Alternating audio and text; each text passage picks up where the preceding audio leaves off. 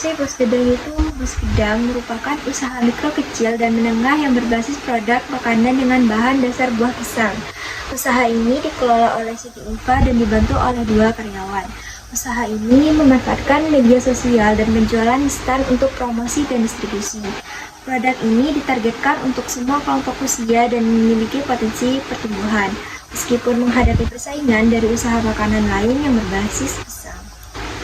Untuk visi dan misinya, dari ownernya sendiri mempunyai visi yaitu bisa membuka cabang di daerah lain, terus bisa memperluas bisnisnya, terus bisa membuka lapangan pekerjaan, terus bisa menambah pendapatan bagi petani pisang. Untuk misinya sendiri, meningkatkan kualitas produk melalui penggunaan bahan baku yang premium, higienis, serta dengan tetap mempertahankan manfaat baik produk bagi kesehatan konsumen.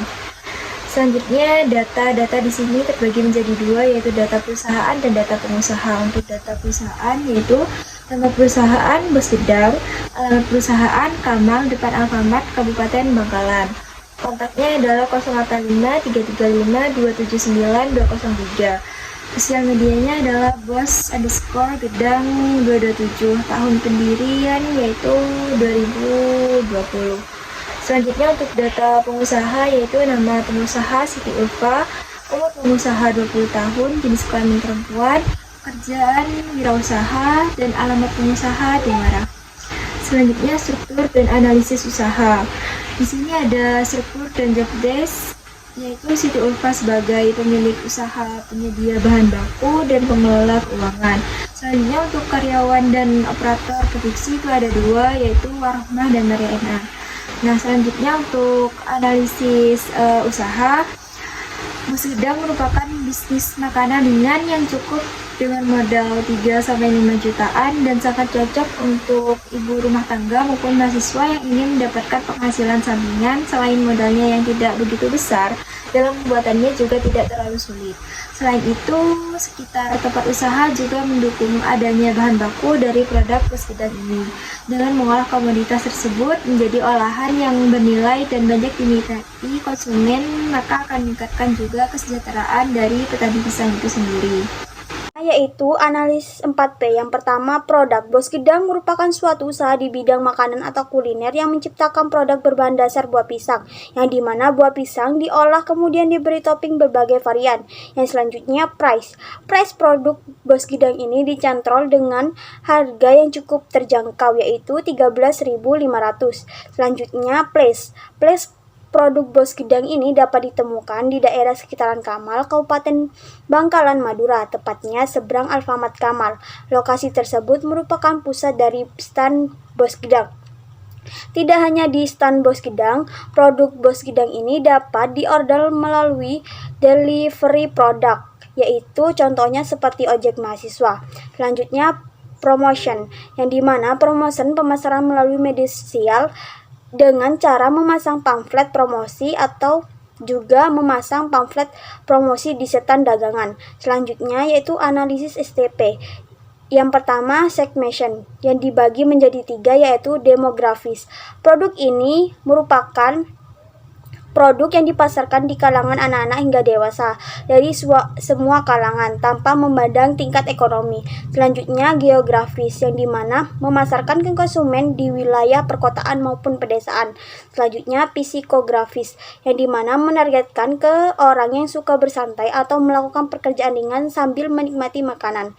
Selanjutnya targeting, yang dimana targeting produk ini dapat dikonsumsi mulai dari usia 7 tahun hingga 30 tahun ke atas atau dari semua kalangan. Selanjutnya yaitu positation. Bos Gedang ini merupakan usaha di bidang kuliner dengan cita rasa manis yang berasal dari pisang dan dipadukan dengan tekstur kulit lumpia yang crunchy. Selanjutnya yaitu proses produksi. Yang pertama, alat dan bahan. Alat dan bahan yang digunakan yaitu pisang, kulit lumpia, minyak, air, susu, gula, glaze, coklat, keju, choco chips, dan juga Oreo crumbs. Selanjutnya yaitu tahap produksi. Tahap produksi yang pertama yaitu tahap persiapan alat dan bahan, yang kedua tahap pemotongan buah pisang sesuai dengan ukuran, yang selanjutnya tahap pengisian produk, selanjutnya tahap penggulungan, tahap penggorengan, dan tahap penirisan. Baik, selanjutnya yaitu analisis keuangan dari UMKM Bos Gedang itu sendiri.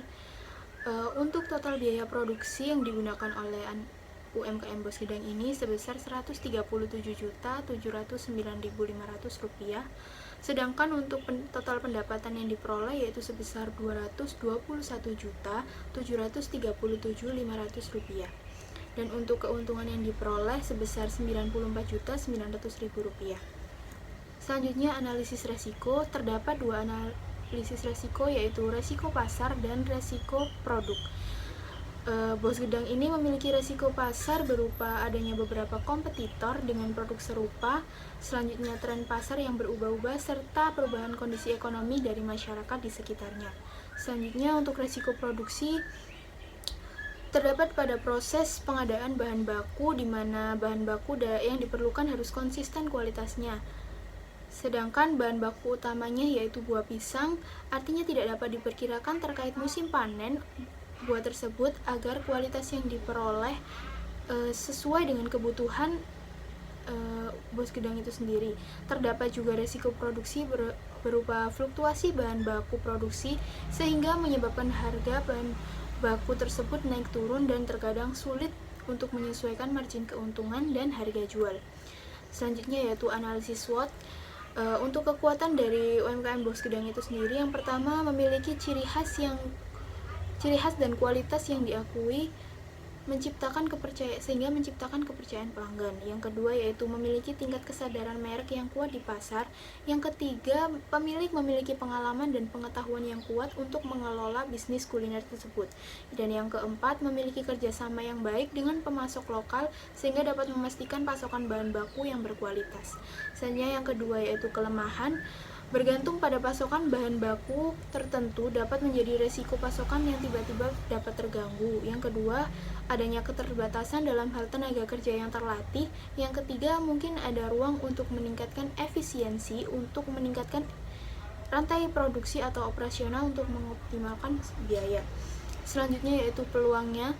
Mengembangkan variasi produk atau menyediakan inovasi dalam resep bisa membuka peluang baru dan menarik pelanggan. Yang kedua, menjangkau pasar baru baik melalui lokal maupun regional. Dan yang ketiga, memanfaatkan platform digital untuk meningkatkan pemasaran, pemesanan online, dan layanan pelanggan. Dan yang terakhir yaitu ancaman. Terdapat persaingan yang ketat. Yang kedua, fluktuasi harga bahan baku. Dan yang ketiga, perubahan kebiasaan konsumen. Sekian yang bisa saya sampaikan, kurang lebihnya mohon maaf.